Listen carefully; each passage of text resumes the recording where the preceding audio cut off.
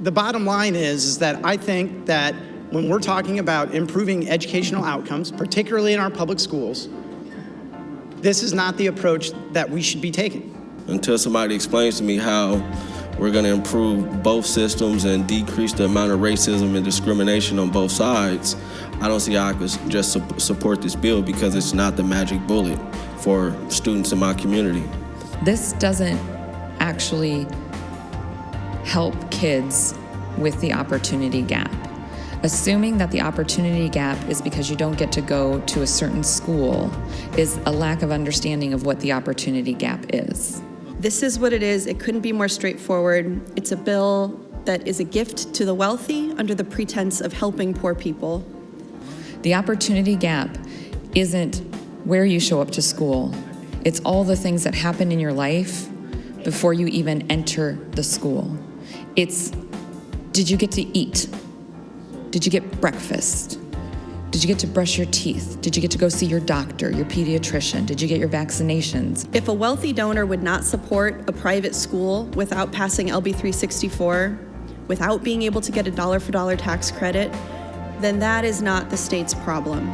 I believe the tax break is something like 14.5 times greater than what we give for other charitable donations. That makes zero sense to me. They are private, they're separate.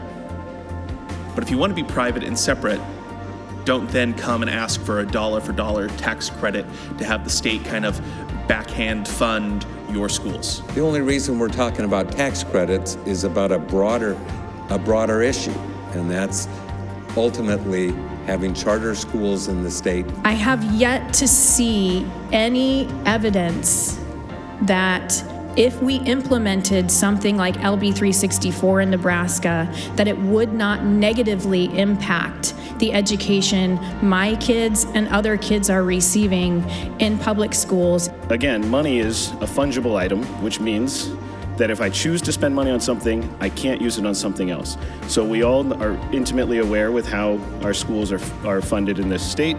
And one of those inputs is aid from the state at large. So though this is not a direct decision about cutting school funding to public schools, we do have to understand that this is a choice about money that we're going to spend that we can't spend on something else. Instead, we're dead last in state aid to our public schools.